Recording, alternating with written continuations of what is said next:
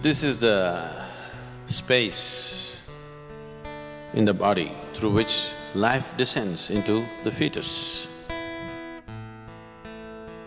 So this is the Brahmarandhra. If dimensions beyond the physical become a constantly active process, some of you might have felt this in your Shambhavi. You got an antenna on your head, which is giving you a certain perspective of life.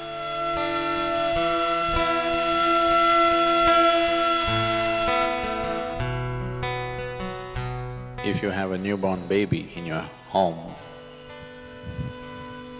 you would see a certain part of the skull is not formed. Have you noticed this? So the child has to be handled gently, that part is just skin, there is no bone.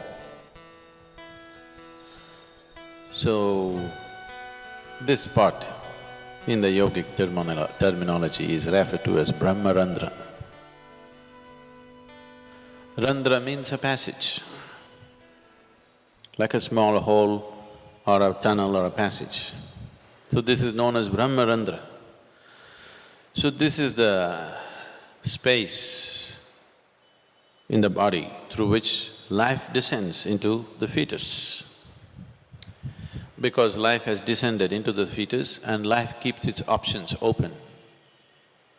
Whether this body is capable of sustaining it or not, it keeps the options open. That much awareness is there in the life process, so it keeps that trapdoor open till the last minute. It wants to keep it open just in case it finds the body unsuitable for its existence, it will leave. And it does not want to leave from any other passage in the body, it wants to leave the way it came. A good guest always comes through the front door and goes out through the front door.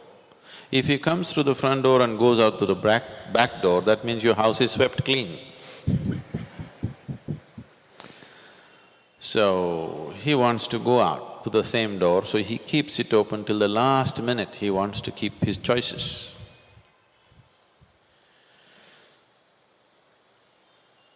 There are any number of… probably if there are doctors or obstetricians, you would know, there are any number of cases where by all medical parameters, the fetus is healthy, everything is fine, but for some reason, a stillbirth happens, simply because the life within is still choosing.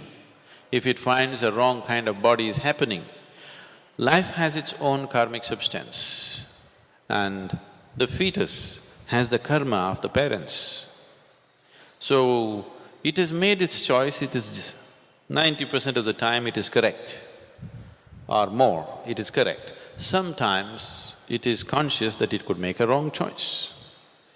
So this is the reason why during pregnancy, so many precautions were taken to create a different kind of atmosphere around a woman who is pregnant. We are giving that up now, a woman goes to work, she sits in the cinema, she goes all over the place. Such a thing is not maintained anymore. This was done just hoping something better than who both of you are comes into your womb. You know what I'm saying? You are husband and wife, you are of a certain quality. You want your child to have a higher quality than who you are, not just like you. Someone better than you should come into your womb, so that for that sake, even a husband was not allowed to see a woman beyond a certain stage of pregnancy, because she is to be kept in a certain state of comfort and well-being, with a certain type of thought, with a certain type of atmosphere, trying to please her system in all ways, right kind of incense, right kind of sounds, right kind of mantras, right kind of food, everything, so that her body is in a state that it welcomes the right kind of being. Maybe in today's world it is all these things are out of question.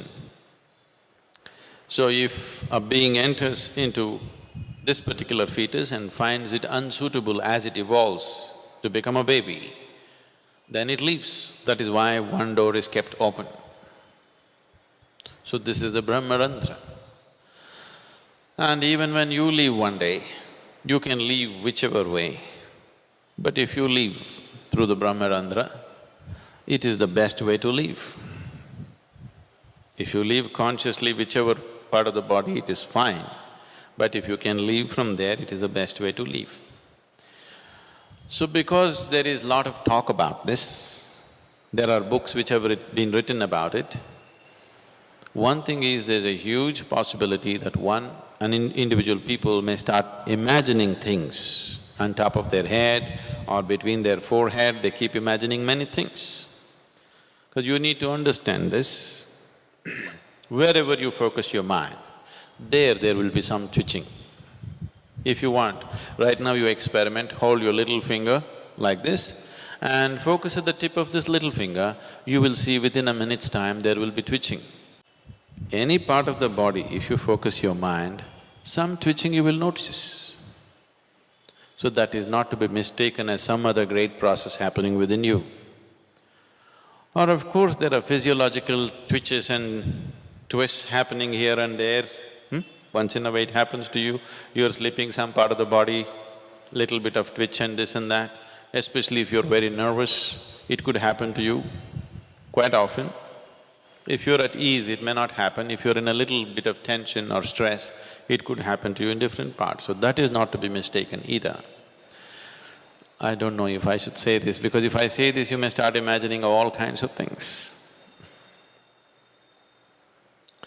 If you become meditative, now that you are becoming, as you do Shambhavi, I shouldn't say this, it'll lead to all kinds of things. Because people have a very wild imagination. I always avoid telling them anything which is not in their experience because they will start imagining all kinds of things. Anyway, if you don't do this to yourself, it's not necessary. If I hold my hand above my Brahmarandhra, even up to 4 feet above, if you hold it, you will see a clear feeling in your hand, which is always in the form of something like an 8. This will be always happening if you keep your energies in a certain way. This can happen to every human being, but it is happening within. It doesn't extend itself beyond, because the final 2 chakras out of the 114 chakras that are there in the system, 2 chakras are outside the body. If dimensions beyond the physical become a constantly active process, some of you might have felt this in your Shambhavi, for a few moments, you feel something beyond yourself has become active. So if a dimension beyond your physicality becomes a continuously active process within you, then after some time, these 2 chakras which are dormant and outside the body become active. If they become active, there is you got an antenna on your head. You seen a police antenna? You got an antenna on your head, which is giving you a certain perspective of life.